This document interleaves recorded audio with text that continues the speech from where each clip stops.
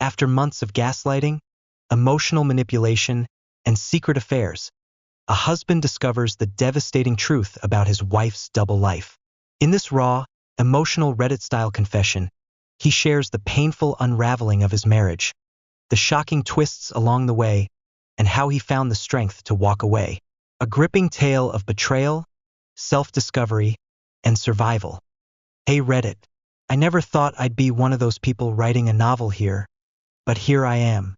I, 34M, have been married to my wife, 32F, for 7 years.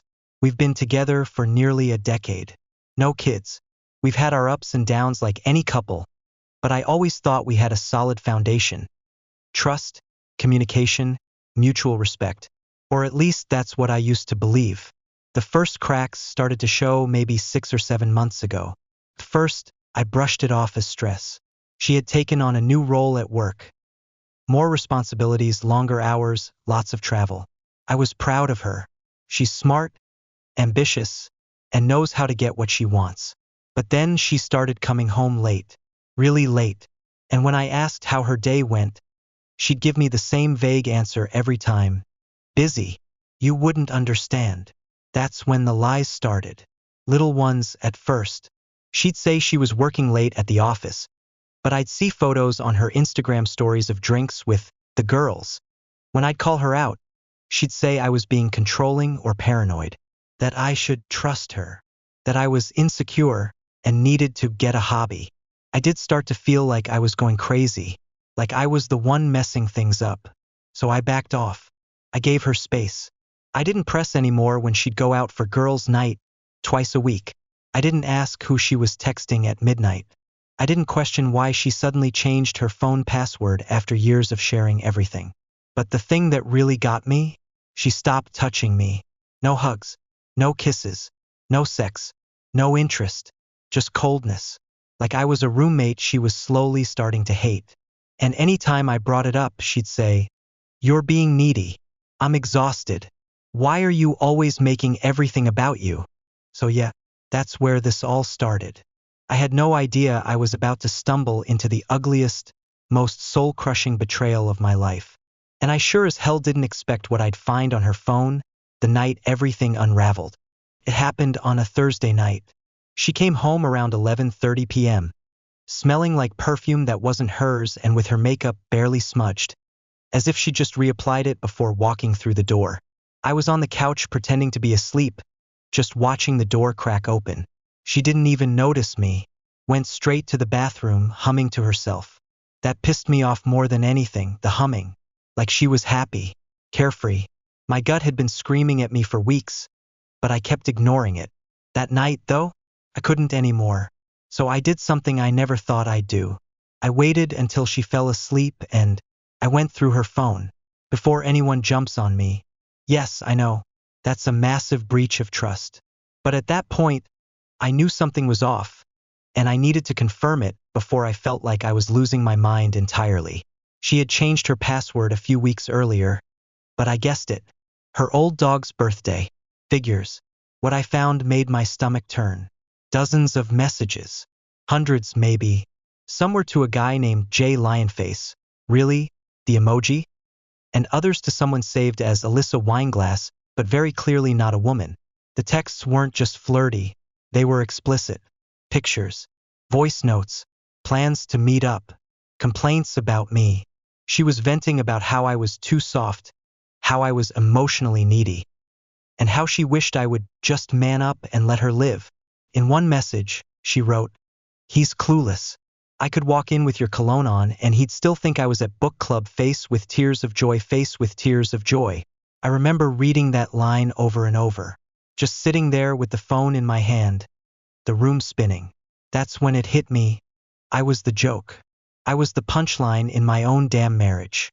I didn't sleep that night. I just sat in silence next to her while she snored peacefully. And I planned how I would confront her. It wasn't going to be gentle. I didn't wait for the perfect moment. There's no such thing when your world's collapsing. At 6:42 a.m., I woke her up by dropping her phone on the bed. She blinked at me like I was crazy. "What the hell are you doing?" she asked, groggy and annoyed. No guilt, No worry. Just attitude. I was shaking. I'd rehearsed the words in my head all night, but they came out raw and messy. Who the F***ck is Jay? And don't lie to me, because I've seen everything. Her eyes flicked to her phone like it was a weapon I'd taken from her. For a split second, I saw panic. But then the switch flipped. She sat up, crossed her arms, and said, "Wow, so you really went through my phone? Like I was the villain. Like I was the one cheating." "I had to," I said. "You've been lying to me for months. I needed to know if I was crazy." She rolled her eyes. "You're being dramatic. It's not even what you think."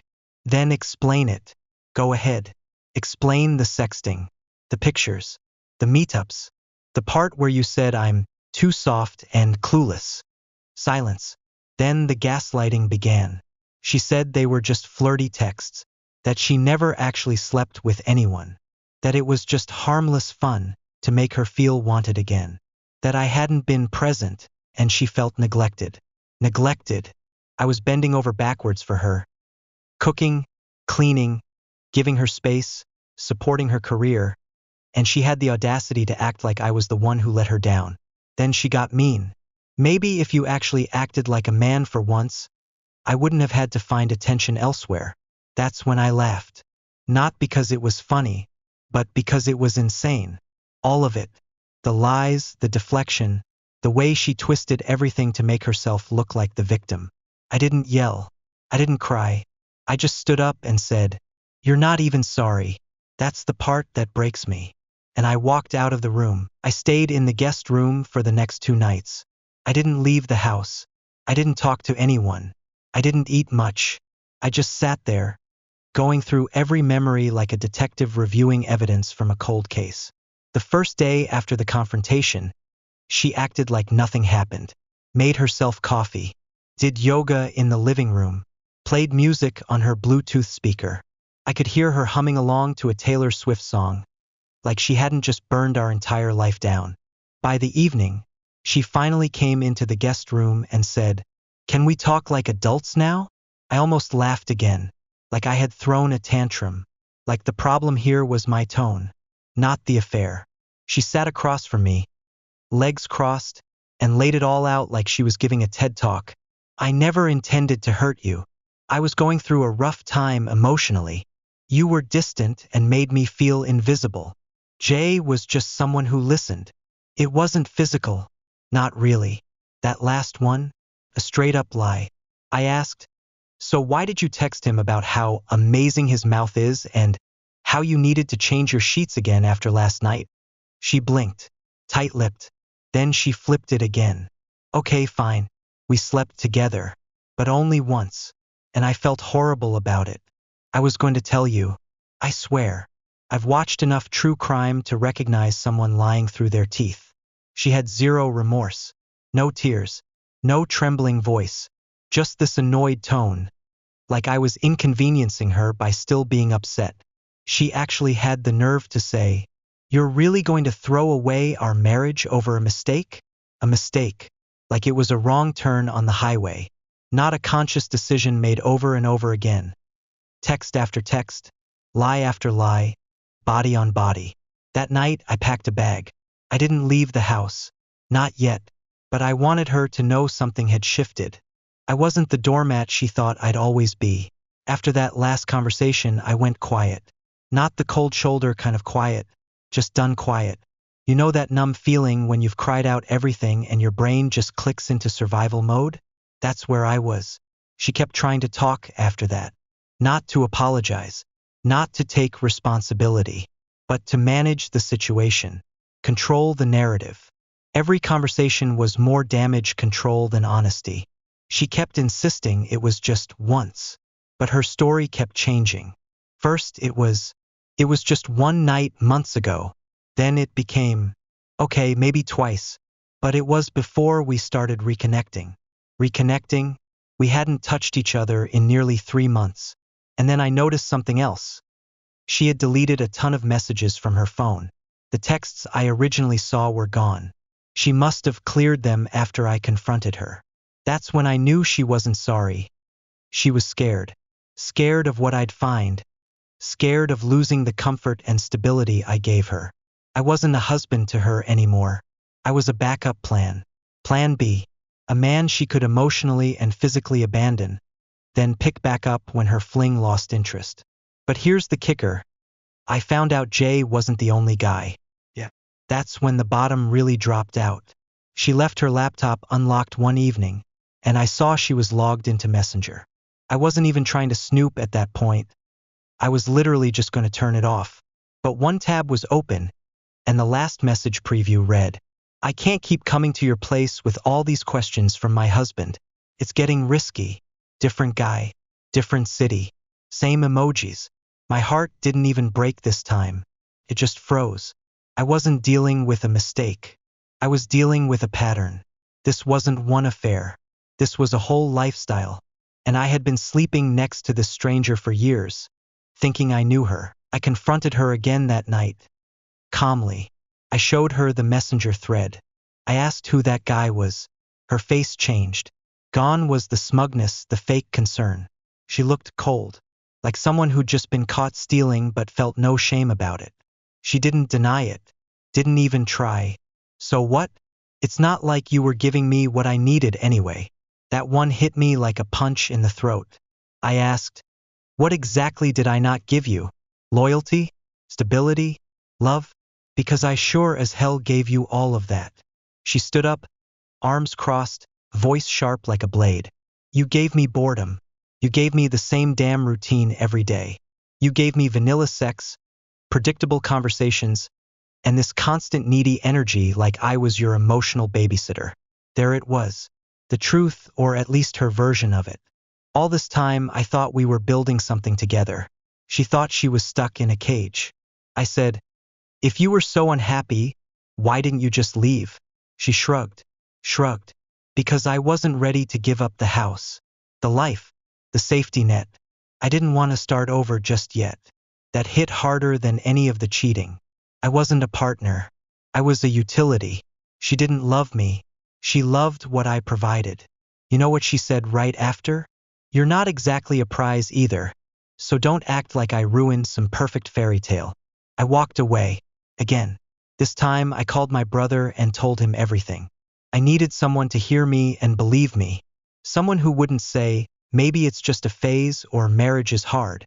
He said, "You need to leave. Now." And for the first time, I agreed. After that last fight, I stopped talking to her entirely. No more arguments. No more begging for the truth. No more trying to make sense of it. I just shut off. She noticed. She started acting nice. Suddenly she was cooking dinner, asking how my day was, walking around in lingerie again like that could fix everything. I didn't fall for it. I knew it wasn't guilt, it was damage control. She could feel me slipping through her fingers, and she didn't like that. The power dynamic had shifted. So I started planning. Quietly, strategically. I met with a lawyer, told him everything, saved all the texts, screenshots, and messages, even printed copies. Made backups on a USB and sent copies to my personal email just in case. I opened a new checking account she didn't know about. Transferred half of our joint savings slowly, just small amounts at first so it wouldn't raise flags. And then I called my landlord, we rent the house. Explained the situation, and he agreed to let me off the lease early if she agreed to sign a release. Here's where it got tricky. I didn't want a nuclear confrontation. I didn't want to fight anymore. I wanted a clean, quiet escape. So I acted like things were getting better. I even told her, "Maybe we can try counseling." She smiled like she'd won. Said, "See? I told you it was just a rough patch." No, lady. You burned down the patch and pissed on the ashes.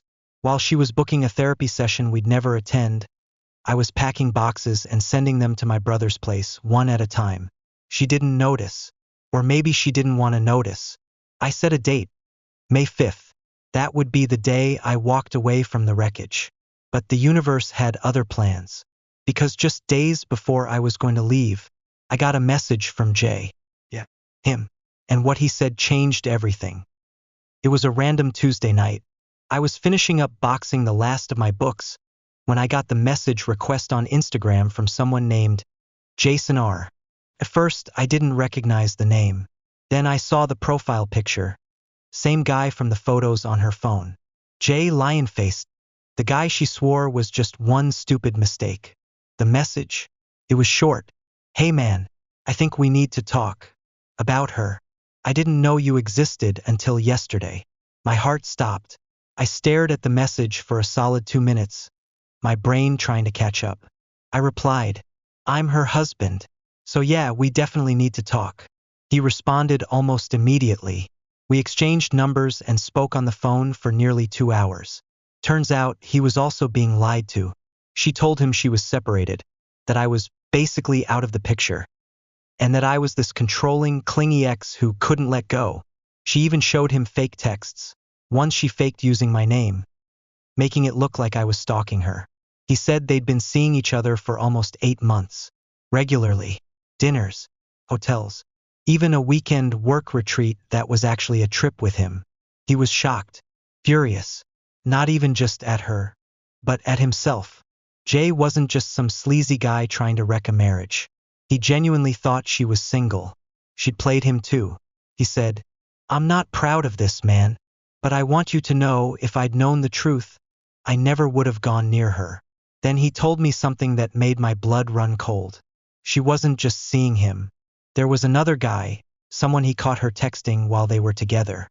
Another, just a friend. That made 3 confirmed affairs. 3. That was the moment something inside me broke for good. She hadn't made a mistake. She'd made a career out of lying. And now? She had no idea her whole fantasy world was about to collapse. After talking to Jay, I didn't confront her. Not right away. I played it cool. I wanted her to feel safe, comfortable, so she wouldn't suspect I knew everything. It was like watching a con artist rehearse her act in front of the one person who'd already seen behind the curtain. She kept up the performance. Acting sweeter, suddenly interested in us again, suggesting date nights, leaving little notes like, missed you today, red heart. I let her do it, smiled, nodded. I even played along, because I was done playing defense. It was time to let her hang herself with her own rope. I sent Jay the screenshots of everything I had, her messages to the other guy, the ones to him, and all the lies she told me. He was stunned.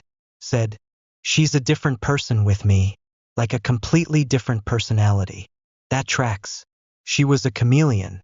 She mirrored whoever she was with, told them what they wanted to hear, played the victim and the prize at the same time. I asked Jay if he'd be willing to meet me in person just once, so I could record a statement if I needed it. For legal reasons. Divorce proceedings. He agreed, and brought receipts. Hotel receipts. Pictures. Even a voicemail she left crying about how trapped she felt in her marriage. Meanwhile, she was at home with me talking about going to couples counseling. She even downloaded an app for rebuilding trust. That night, she sat next to me on the couch and said, I feel like we're finally getting back to where we were. I really appreciate how patient you've been. And I said, yeah, I've just needed some clarity. She smiled like she won. But she didn't know I already had a U-Haul booked, a signed lease on a 1-bedroom apartment, and an attorney waiting for my green light. She also didn't know that the guy she swore she barely knew was ready to testify against her if it came to court. I wasn't just planning my escape anymore. I was preparing the fallout. A few nights before I planned to leave for good, I caught her on the phone again. I was walking past the bedroom when I heard her whispering, laughing, then suddenly quiet. I paused, listened. She said, yeah, don't worry, he still doesn't suspect anything. He's actually being sweet now. Guess he finally figured out how to act like a man. It was like being punched in the throat. I'd been calm, calculated, strategic, but in that moment all the self-control nearly cracked.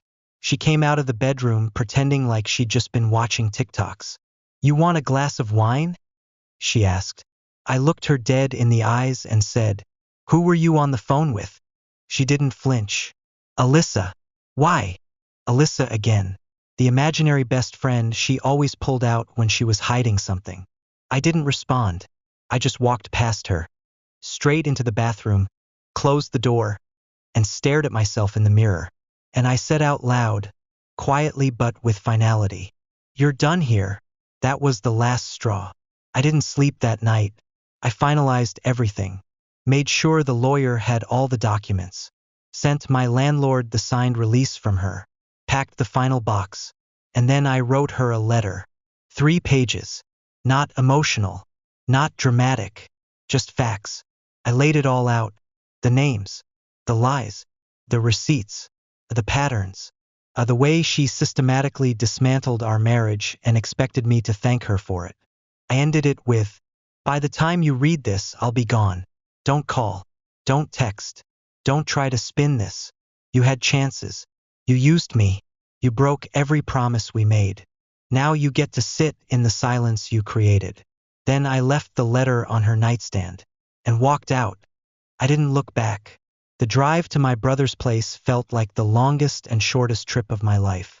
Part of me was numb, and another part was a storm of emotions I couldn't name yet.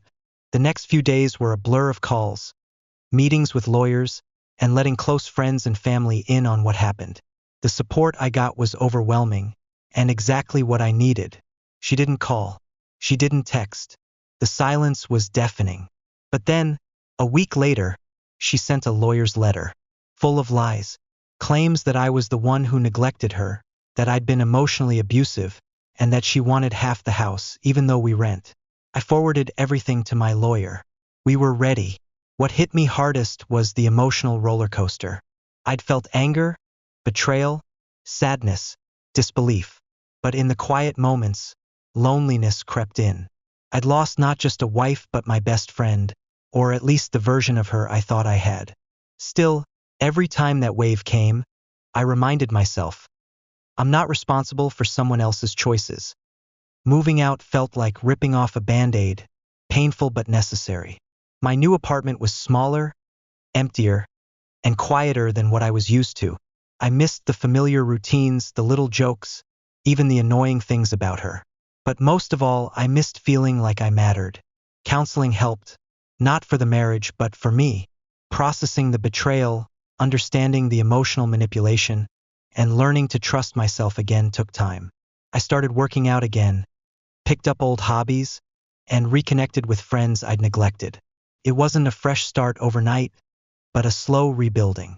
Some days, the sadness still hits me like a freight train, but those days are fewer now.